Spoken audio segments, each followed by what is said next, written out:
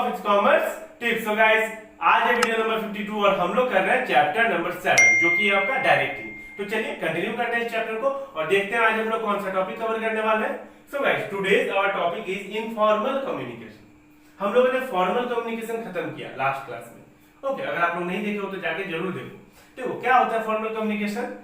Official communication जो written में होता है उसी को कहते हैं फॉर्मल कम्युनिकेशन। अब इनफॉर्मल कम्युनिकेशन उसका ठीक उल्टा, जो ऑरली होता है, वर्बली होता है, जो ऑफिशियल बातें नहीं होती है। ओके, इधर उधर की बातें होगी, फ्रेंडली रिलेशनशिप। ओके, कैसे हो यार, है कि नहीं। जब लोग ऑर्गेनाइजेशन में काम करते हैं तो एक दूसरे से अटैच होते हैं, फ्रेंड नए नए फ्रेंड बनते हैं, है कि नहीं। तो कैसे हो यार, कैंटीन में मिल लिया, एक डिपार्टमेंट से दूसरे डिपार्टमेंट में जाते हो टकरा गए, है कि नहीं, कि कैसे हो यार, बाकी घर में कैसा चल रहा है, सब कुछ ठीक ठाक है कि नहीं। अपना पर्सनल बातें कर लिए कुछ मन हल्का करने के लिए, तो इसी को बोला जाता है इनफॉर्मल कम्युनिकेशन। तो ये रिटर्न में थोड़ी होगा, है कि नहीं। तो चलो एक बार देख लेते हैं डेफिनेशन क्या कहता है।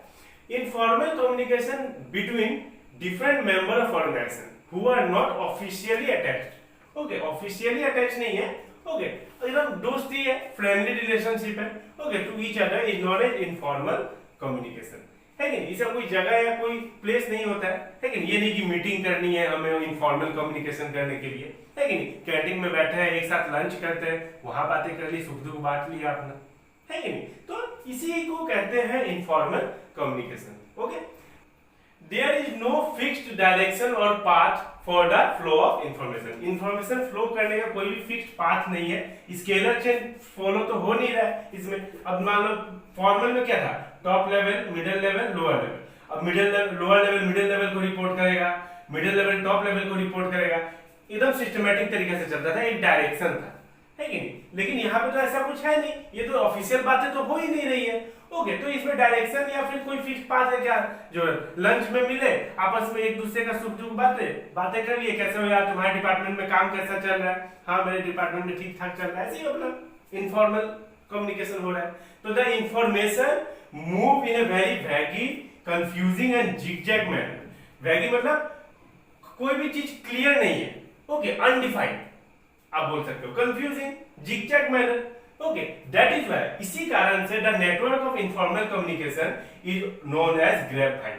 इसे ग्रेपवाइन भी बोला जाता है, इसी के कारण इनफॉर्मल कम्युनिकेशन को ग्रेपवाइन। ग्रेप मतलब अंगूर, ग्रेप्स, है कि नहीं। वाइन उसकी टहनियां आप देखते हो कितनी उलझी हुई रहती है कि नहीं। तो इसीलिए इसको ग्रेपवाइन बोला जाता है। तो आई होप आपको इनफॉर्मल कम्युनिकेशन समझ में आ गया होगा। सीधी बात है, ऑफिशियल बात नहीं हो रही है, ओके, हाल चाल पूछा जा रहा है, दोस्ती वाला रिलेशन है, फ्रेंडली, बस।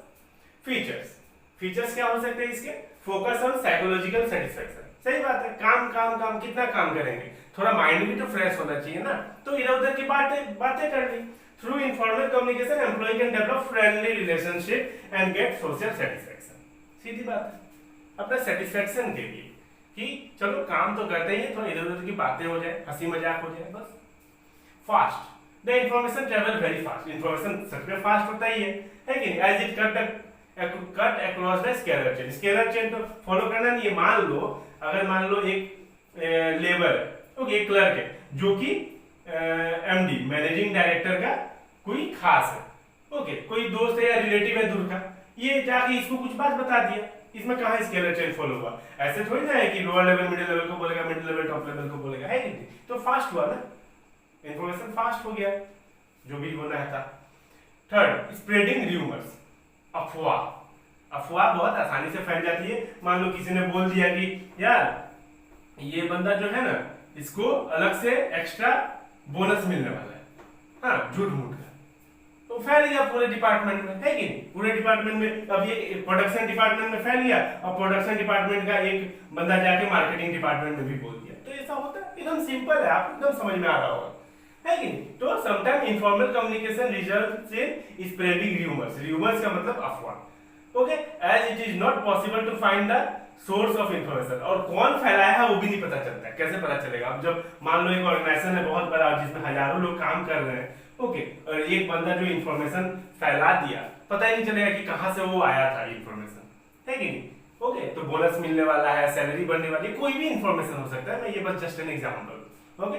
Gate distorted. अब देखो, हर चीज अनसिस्टमैटिक, क्लियर तो है ही नहीं, कंफ्यूजिंग है, जिगजैग मैनर है, तो सब चीजें information travel in very unsystematic manner. जो इंफॉर्मेशन जाती है ना एक जगह से दूसरी जगह पहुंचती है, बहुत अनसिस्टमेटिक मैनर से पहुंचती है and get distorted while passing through various channel. Okay, बिखरा हुआ रहता है सब।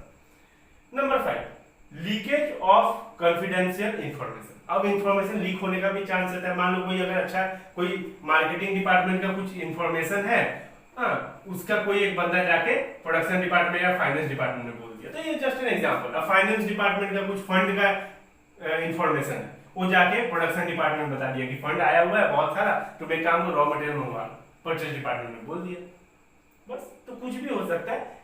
The confidential information may gate leaked under informal communication. बस आपको इतना याद रखना है कि इनफॉर्मल कम्युनिकेशन में जल्दी लीक हो जाता है कोई भी इंफॉर्मेशन, कोई भी बात, बस। तो आई होप आपको क्लियर हो गए होंगे informal communication and their features.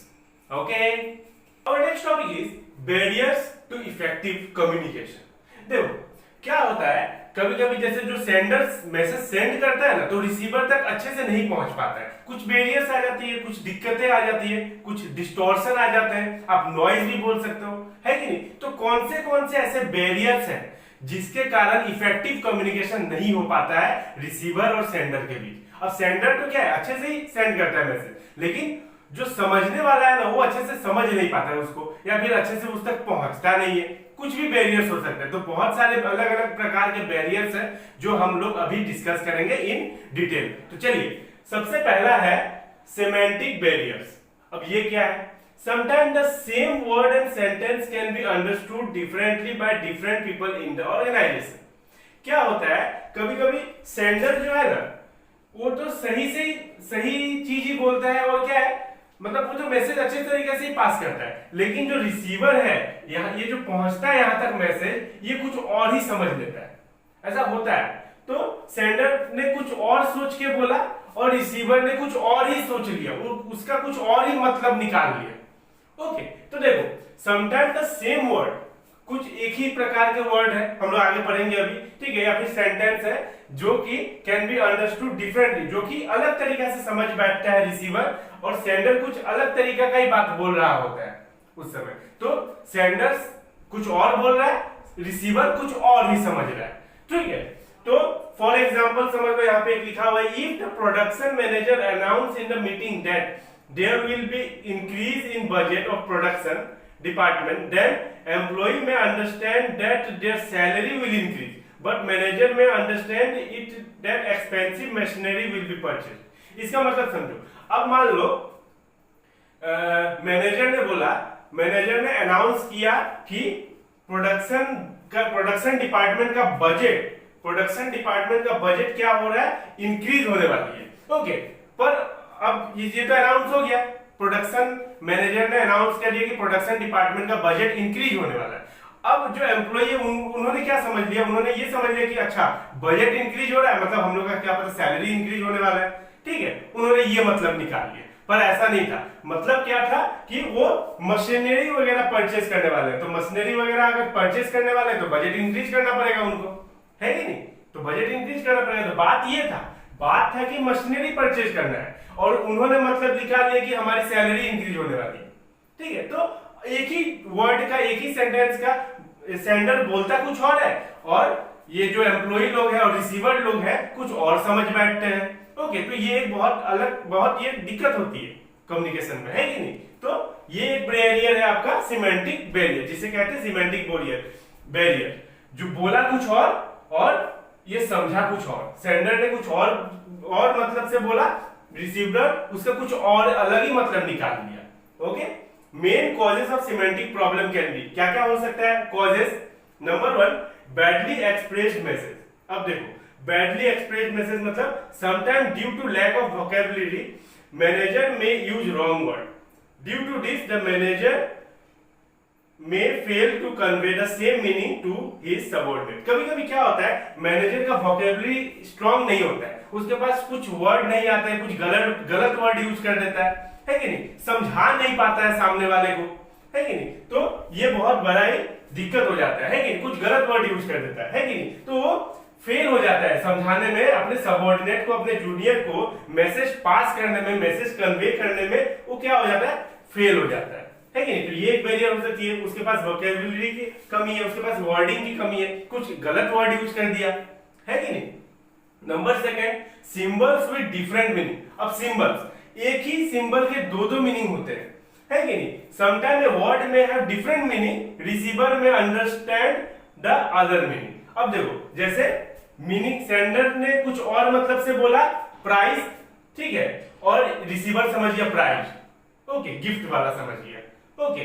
Principal है तो वर्ड सेम ही है कि नहीं, प्रोनाउंसिएशन तो सेम ही है। प्रिंसिपल, प्रिंसिपल, प्रिंसिपल का मतलब क्या होता है? रूल्स एंड रेगुलेशन, और ये तो प्रिंसिपल स्कूल वाला प्रिंसिपल हो गया, है कि नहीं? राइट, राइट, अब राइट, अब मैनेजर बोल रहा है राइट, ठीक है, राइट मतलब दाहिने तरफ, ओके, ये समझ लिया राइट लिखने वाला है कि नहीं? तो एक ही वर्ड के अलग अलग मीनिंग, ये एक प्रॉब्लम हो जाता है। फॉल्टी ट्रांजैक्शन, अब देखो ट्रांसलेशन, सॉरी, फॉल्टी ट्रांसलेशन, अब अकाउंट्स करते करते ट्रांजैक्शन आ जाता है, ओके।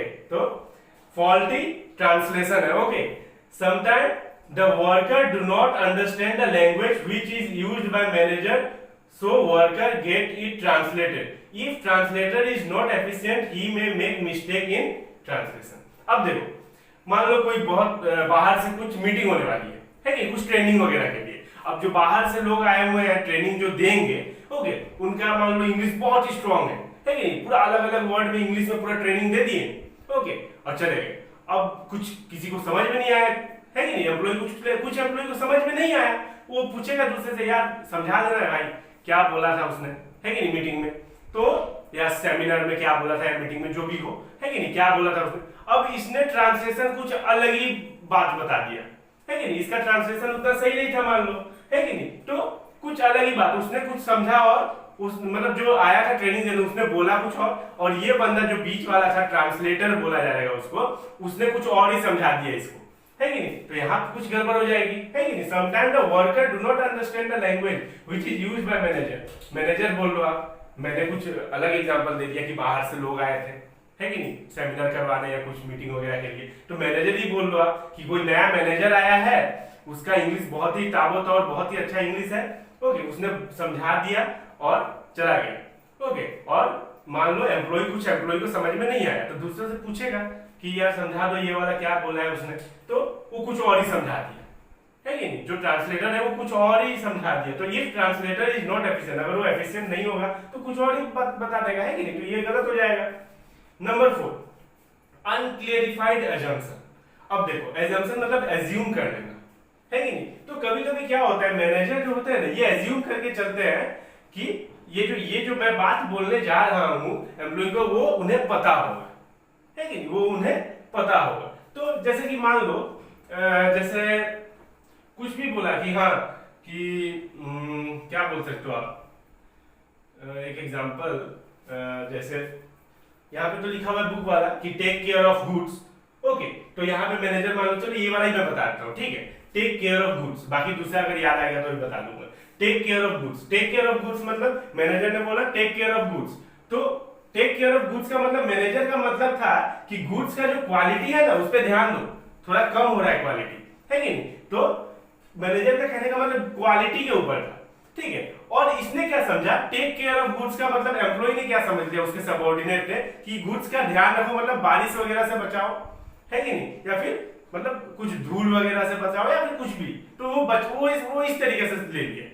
हाँ, उसने बोला कि टेक केयर ऑफ गुड्स का मतलब उसने बोला कि गुड्स के क्वालिटी ठीक रखो, है कि नहीं, कुछ गड़बड़ हो रहा है, क्वालिटी थोड़ा डाउन है, थोड़ा अच्छा करो उसको। और इसने समझ लिया कि बारिश से बचाओ या चूहों से बचाओ गुड्स को, कुछ भी समझ लिया, है कि नहीं? तो ये एक एज्यूम कर लिया उसने, मैनेजर ने एज्यूम कर लिया कि ये तो पता ही होगा, टेक केयर ऑफ गुड्स का मतलब कौन नहीं जानता है कि हाँ गुड्स का क्वालिटी ठीक करो। और इसने समझ लिया कि या बारिश से बचाओ या फिर धूप से बचाओ, कहीं किसी चीज से भी बचाओ, है कि नहीं? तो sometime the worker misinterpret the assumption, for example take care of goods, है कि नहीं? जैसे मान लो हम लोग ये अकाउंट्स पढ़ाते हैं, है कि नहीं, मैं अकाउंट्स पढ़ाता हूँ तो मैं बोलता हूँ कि डेबिट साइड में लिखो, है कि नहीं, या फिर अकाउंट बनाओ, तो सब समझ जाते हैं कि हाँ लेजर बनाने के लिए बोल रहे हैं, है कि नहीं? अकाउंट का मतलब क्या, लेजर बनाओ, डेबिट इधर होगा, क्रेडिट इधर होगा, डेबिट साइड में लिखो तो इधर होगा, है कि नहीं? तो मैं ये एज्यूम कर लेता हूँ कि हाँ डेबिट साइड में बोल रहा हूँ तो इधर ही लिखेंगे, अब बच्चा इधर थोड़ी लिख देगा क्रेडिट साइड में, है कि नहीं? तो इस तरीके का तो एजम्पशन क्या होता है, कभी कभी घातक साबित भी हो सकता है,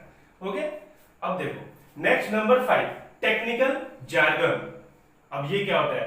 टेक्निकल जार्गन मतलब बहुत ही अलग अलग प्रकार के वर्ड, शॉर्टकट हो गया या फिर बहुत हैवी वर्ड्स।